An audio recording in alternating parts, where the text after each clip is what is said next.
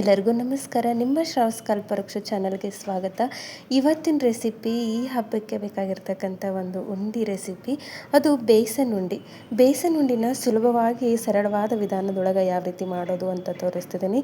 ಬೇಸನ್ ಉಂಡಿ ಅಂದ ತಕ್ಷಣ ನಮಗೆ ಒಂದು ಸ್ವಲ್ಪ ಭಯ, ಎಲ್ಲಿ ಕೆಟ್ಟು ಹೋಗುತ್ತೇನೋ ಅಂತಂದು.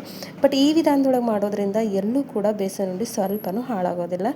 ಮೊದಲಿಗೆ ಇಂಗ್ರೀಡಿಯೆಂಟ್ಸ್ ನೋಡ್ಕೊಂಡ್ಬಿಡೋಣ. ನಾನಿಲ್ಲಿ 1 ಕಪ್ ಆಗುವಷ್ಟು ಕಡಲೆ ಹಿಟ್ಟು ತೊಗೊಂಡಿದ್ದೀನಿ, ಹಸಿ ಕಡಲೆ ಹಿಟ್ಟು ತೊಗೊಂಡಿದ್ದೀನಿ. ಹಾಗೆ 1 ಕಾಲು ಕಪ್ ಆಗುವಷ್ಟು ತುಪ್ಪ, ಹಾಗೆ ಯಾವ ಕಪ್ಪಿಂದ ಹಿಟ್ಟು ತೊಗೊಂಡಿರ್ತೀವಿ ಅದೇ ಕಪ್ಪಿಂದ ಆಗುವಷ್ಟು ಅರ್ಧ ಕಪ್ ಆಗುವಷ್ಟು ಸಕ್ಕರೆ ತೊಗೊಂಡಿದ್ದೀನಿ. ಇದು ಬೇರೆ ಕಪ್ಪಿಗೆ ಹಾಕಿದ್ದೀನಿ, ಆಮೇಲೆ ನಿಮಗೆ ಮೆಜರ್ಮೆಂಟ್ ತೋರಿಸ್ತೀನಿ.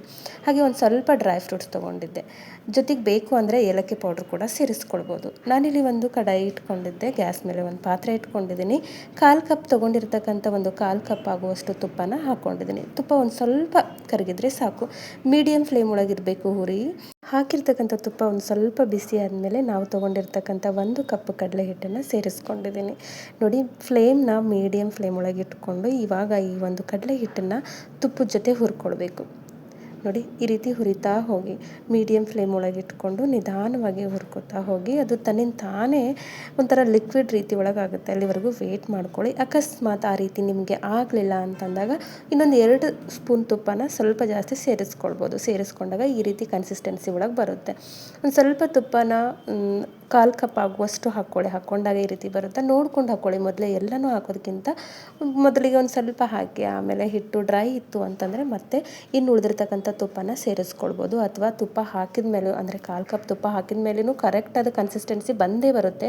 ಬರಲಿಲ್ಲ ಅಂತಂದರೆ ಒಂದು 2 ಸ್ಪೂನ್ ಆಗುವಷ್ಟು ತುಪ್ಪನ ಸೇರಿಸ್ಕೊಂಡಾಗ ಈ ರೀತಿ ಕನ್ಸಿಸ್ಟೆನ್ಸಿ ನಮಗೆ ಬರುತ್ತೆ. ಇವಾಗ ನೋಡಿ, ಒಂದು ಸ್ವಲ್ಪನೂ ಗಂಟಿಲ್ಲದೆ ಇರೋ ರೀತಿ ಒಳಗೆ ಕಲಿಸ್ಕೊಂಡಿದ್ದೀನಿ. ಮೀಡಿಯಮ್ ಫ್ಲೇಮ್ ಒಳಗೆ ಇಟ್ಕೊಂಡು ಇವಾಗ ಇದನ್ನು ಗ್ಯಾಸ್ ಆಫ್ ಮಾಡಿ ತಣ್ಣಗಾಗಲಿಕ್ಕೆ ಒಂದು ಸೈಡ್ ಎತ್ತಿಟ್ಟಿದ್ದೀನಿ. ಈ ಸೈಡಲ್ಲಿ ಯಾವ ಕಪ್ಪಿಂದ ನಾನು ಕಡಲೆ ಹಿಟ್ಟು ತೊಗೊಂಡಿದ್ದೆ ಅದೇ ಕಪ್ಪಿಂದ ಅರ್ಧ ಕಪ್ ಆಗುವಷ್ಟು ಸಕ್ಕರೆ ತೊಗೊಂಡಿದ್ದೀನಿ. ನೋಡಿ, ಅಂದರೆ ಒಂದು ಸಕ್ಕರೆ ಒಂದು ಸಿಹಿ ಅಂಶ ಕರೆಕ್ಟಾಗಿ ಬರುತ್ತೆ ಅನ್ನೋದಕ್ಕೋಸ್ಕರ ಯಾವ ಕಪ್ಪಿಂದ ಕಡಲೆ ಹಿಟ್ಟು ತೊಗೊಂಡಿದ್ದೆ ಅದೇ ಕಪ್ಪಿಂದ ಅರ್ಧ ಕಪ್ ಆಗುವಷ್ಟು ಸಕ್ಕರೆ ತೊಗೊಂಡಿದ್ದೀನಿ. ಇದನ್ನು ನಾವು ಮಿಕ್ಸಿ ಮಾಡ್ಕೊಳ್ಬೇಕು. ನೋಡಿ, ಇವಾಗ ಮಿಕ್ಸಿ ಮಾಡಿದಾಗಿದೆ ಸಕ್ಕರೆನ. ನಾವು ಏನು ಆರ್ಲಿಕ್ಕೆ ಇಟ್ಟಿದ್ವಲ್ಲ, ಒಂದು ಲೈಟ್ ಬಿಸಿ ಒಳಗಿದೆ ಅಷ್ಟಿದ್ರೆ ಸಾಕು. ಇವಾಗ ಕಂಪ್ಲೀಟಾಗಿ ಬಿಸಿ ಅಲ್ಲ, ಲೈಟಾಗಿ ಬಿಸಿ ಇದ್ದರೆ, ಉಗುರು ಬೆಚ್ಚ ಅಂತೀವಲ್ಲ ಆ ರೀತಿ ಬಿಸಿ ಇದ್ದರೆ ಸಾಕು. ಇವಾಗ ರುಬ್ಕೊಂಡಿರ್ತಕ್ಕಂಥ ಅಂದರೆ ಮಿಕ್ಸಿ ಮಾಡಿರ್ತಕ್ಕಂಥ ಸಕ್ಕರೆನ ಕಂಪ್ಲೀಟಾಗಿ ಅಷ್ಟು ಸಕ್ಕರೆನೂ ನಾನು ಸೇರಿಸ್ಕೊಂಡಿದ್ದೀನಿ. ಅಂದರೆ ಅರ್ಧ ಕಪ್ ಆಗುವಷ್ಟು ಸಕ್ಕರೆನ ಸೇರಿಸ್ಕೊಂಡಿದ್ದೀನಿ. ಇವಾಗ ಸೇರಿಸಾದ್ಮೇಲೆ ಈ ರೀತಿ ಕಲಿಸ್ತಾ ಹೋಗಿ. ಭಾಳ ಬಿಸಿ ಇರಬಾರ್ದು, ಒಂದು ಸ್ವಲ್ಪ ಲೈಟಾಗಿ ಬಿಸಿ ಇದ್ದರೆ ಸಾಕು. ಅಂದರೆ ಸಕ್ಕರೆ ಏನಾದರೂ ತರಿ ಇತ್ತು ಅಂತಂದರೆ ಒಂದು ಸ್ವಲ್ಪ ಮೆಲ್ಟ್ ಆಗಿ ಹೋಗಲಿ ಅಥವಾ ಕರಗಲಿ ಅನ್ನೋದಕ್ಕೋಸ್ಕರ. ಮತ್ತು ಭಾಳ ಬಿಸಿ ಇತ್ತು ಅಂದರೆ ನೀರಿನ ಅಂಶ ಆಗ್ಬಿಡುತ್ತೆ. ಹಾಗಾಗಿ ಅಕಸ್ಮಾತ್ ನೀವು ಸಕ್ಕರೆನ ನುಣ್ಣಗೆ ರುಬ್ಬಿದ್ರಿ ಅಂತಂದರೆ ಅಷ್ಟು ಬಿಸಿನೂ ಅಂದರೆ ಹಿಟ್ಟಿಂದೇನು ಬಿಸಿ ಇರುತ್ತಲ್ಲ ಅದನ್ನೆಲ್ಲನೂ ಕಂಪ್ಲೀಟಾಗಿ ಆರಿಸ್ಕೊಳ್ಬೇಕು. ನೋಡಿ, ಒಂದು ಸ್ವಲ್ಪ ನಾನಿಲ್ಲಿ ಉಗುರು ಬೆಚ್ಚಗಿರುವಷ್ಟು ಹಿಟ್ಟನ್ನ ಬಿಸಿ ಇದ್ದಾಗಲೇ ಸಕ್ಕರೆ ಆ್ಯಡ್ ಮಾಡ್ಕೊಂಡಿದ್ದೀನಿ. ಇವಾಗ ನೋಡಿ, ಕರೆಕ್ಟಾಗಿ ಸಕ್ಕರೆ ಹಾಗೆ ಒಂದು ಕಡಲೆ ಹಿಟ್ಟಿಂದು ಅಂದರೆ ತುಪ್ಪದಲ್ಲಿ ಹುರಿದಿರ್ತಕ್ಕಂಥ ಕಡಲೆ ಹಿಟ್ಟು ಕರೆಕ್ಟಾಗಿ ಹೊಂದ್ಕೊಂಡಿದೆ.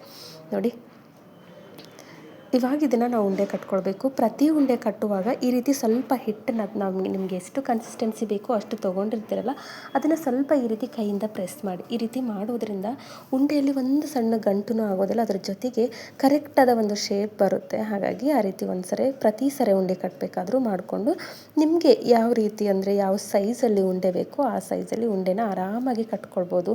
ಬಟ್ ನೀವು ಯಾವ ರೀತಿ ಹಿಟ್ಟು ಹುರಿತೀರೋ ಅದೇ ಇಂಪಾರ್ಟೆಂಟು. ಹಾಗಾಗಿ ಲೋ ಫ್ಲೇಮ್ ಒಳಗೆ ಇಟ್ಕೊಂಡು ತುಪ್ಪದಲ್ಲಿ ಕಡಲೆ ಹಿಟ್ಟನ್ನು ಕರೆಕ್ಟಾಗಿ, ಹಸಿ ಕಡಲೆ ಹಿಟ್ಟನ್ನು ಕರೆಕ್ಟಾಗಿ ಹುರ್ಕೊಳ್ಳಿ. ಅಂದರೆ ಹಸಿ ವಾಸನೆ ಹೋಗೋವರೆಗೂ ಹುರ್ಕೊಳ್ಳಿ. ನೋಡಿ, ಈ ರೀತಿ ಪರ್ಫೆಕ್ಟಾದ ಒಂದು ಸ್ಟ್ರಕ್ಚರ್ ಒಳಗೆ ಉಂಡಿ, ಬೇಸನ್ ಉಂಡಿ ನಾವು ಈಸಿಯಾಗಿ ಮಾಡ್ಕೊಳ್ಬೋದು. ನೋಡ್ತಿದ್ದೀರಲ್ಲ, ನೋಡಿ ಈ ರೀತಿ ಒಳಗೆ ನಮಗೆ ಸ್ಟ್ರಕ್ಚರ್ ಬರುತ್ತೆ. ಅಷ್ಟೇ ಸ್ಮೂತಾಗಿ ಕೂಡ ಇರುತ್ತೆ. ತುಪ್ಪನ ನೋಡಿಕೊಂಡು ಹಾಕಿ, ಜಾಸ್ತಿ ಹಾಕಿದರೂ ನೀರಾಗುತ್ತೆ. ನೀರೇನಾದರೂ ಅನಿಸಿತು ಅಥವಾ ಲಿಕ್ವಿಡ್ ರೀತಿ ಒಳಗೆ ಜಾಸ್ತಿ ಆಯಿತು ಅಂತಂದರೆ ಇನ್ನೊಂದು ಸ್ವಲ್ಪ ನೀವು ಹಿಟ್ಟನ್ನ ಹಾಕ್ಕೊಂಡು ಹುರ್ಕೊಳ್ಬೋದು, ಕನ್ಸಿಸ್ಟೆನ್ಸಿ ನೋಡ್ಕೊಳ್ಬೋದು.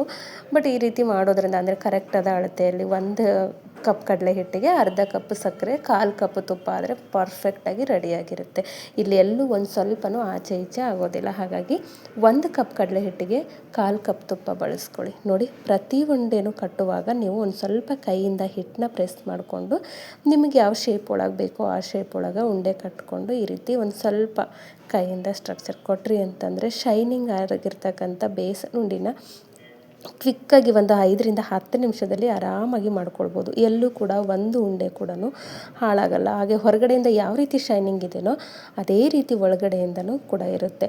ಈ ಹಬ್ಬಕ್ಕೆ ಒಂದ್ಸರಿ ಈ ರೀತಿ ಪರ್ಫೆಕ್ಟ್ ಆಗಿರ್ತಕ್ಕಂಥ ಒಂದು ಬೇಸನ್ ಉಂಡಿನ ಟ್ರೈ ಮಾಡಿ ನೋಡಿ. ಮಾಡಿರ್ತಕ್ಕಂಥ ಪ್ರತಿ ಉಂಡೆನೂ ಅಷ್ಟೇ ಪರ್ಫೆಕ್ಟ್ ಆಗಿರ್ತಕ್ಕಂಥ ರೀತಿ ಒಳಗನೆ ಬಂದಿತ್ತು. ಆ ಕನ್ಸಿಸ್ಟೆನ್ಸಿನೂ ನೀವು ನೋಡ್ತಿರ್ಬೋದು. ಕೆಲವೊಂದು ಸರಿ ತುಪ್ಪ ಜಾಸ್ತಿ ಆಗಿರುತ್ತೆ, ಇನ್ನು ಕೆಲವೊಂದು ಸರಿ ಹಿಟ್ಟು ಜಾಸ್ತಿ ಆಗಿರುತ್ತೆ. ಬಟ್ ಹೇಳಿರ್ತಕ್ಕಂಥ ಮೆಜರ್ಮೆಂಟಲ್ಲೇ ಹಾಕ್ಕೊಂಡ್ರೆ ಇದೇ ರೀತಿ ಒಳಗೆ ಸ್ಟ್ರಕ್ಚರು ಹಾಗೆ ಕನ್ಸಿಸ್ಟೆನ್ಸಿ ಒಳಗನ ಉಂಡೆ ರೆಡಿಯಾಗಿರುತ್ತೆ. ನಿಮಗೆ ಬೇಕು ಅಂದರೆ ಮೇಲ್ಗಡೆಯಿಂದ ಡ್ರೈ ಫ್ರೂಟ್ಸ್ನ ಹಾಕ್ಕೊಳ್ಬೋದು ಅಥವಾ ಉಂಡೆ ಕಟ್ಟುವಾಗೂ ಕೂಡ ನೀವು ಸೇರಿಸ್ಕೊಳ್ಬೋದು. ಬಟ್ ನಾನಿಲ್ಲಿ ಮೇಲ್ಗಡೆಯಿಂದ ಒಂದು ಸ್ವಲ್ಪ ಡ್ರೈ ಫ್ರೂಟ್ನ ಹಾಕ್ಕೊಳ್ತಿದ್ದೀನಿ. ಇದು ಆಪ್ಷನಲ್, ಬೇಕು ಅಂದರೆ ಹಾಕ್ಕೊಳ್ಳಿ, ಇಲ್ಲ ಅಂತಂದರೆ ಸ್ಕಿಪ್ ಮಾಡ್ಕೊಳ್ಬೋದು. ಬಟ್ ಹಾಕೋದ್ರಿಂದ ಮಕ್ಕಳು ಇಷ್ಟಪಟ್ಟು ತಿಂತಾರೆ ಅನ್ನೋದಕ್ಕೋಸ್ಕರ ಈ ರೀತಿ ನಾನು ಹಾಕ್ಕೊಂಡಿದ್ದೀನಿ. ಇದು ನಿಮ್ಮ ಚಾಯ್ಸು. ನೋಡಿ, ಈ ಹಬ್ಬಕ್ಕೆ ಪರ್ಫೆಕ್ಟ್ ಆದ ಅಳತೆಯಲ್ಲಿ ಸರಳವಾದ ವಿಧಾನದೊಳಗೆ ಬೇಸನ್ ಉಂಡಿನ ನೀವು ಮನೆಯ ಒಳಗನ ಕ್ವಿಕ್ಕಾಗಿ ಮಾಡ್ಕೊಳ್ಬೋದು. ಐ ಹೋಪ್ ಇವತ್ತಿನ ರೆಸಿಪಿ ನಿಮಗೆ ಭಾಳ ಇಷ್ಟ ಆಗ್ಯದ ಅಂದ್ಕೊಳ್ತೀನಿ. ಇಷ್ಟ ಆಗಿದ್ದರೆ ದಯವಿಟ್ಟು ನನ್ನ ಚಾನಲ್ನ ಸಬ್ಸ್ಕ್ರೈಬ್ ಮಾಡ್ಕೊಳ್ಳಿ. ಹಾಗೆ ನಿಮ್ಮ ಫ್ರೆಂಡ್ಸ್ ಆ್ಯಂಡ್ ಫ್ಯಾಮಿಲಿಗೆ ಶೇರ್ ಮಾಡಿ. ನಾಳೆ ಮತ್ತೊಂದು ಹೊಸ ರೆಸಿಪಿಯೊಂದಿಗೆ ಸಿಗೋಣ. ಧನ್ಯವಾದ.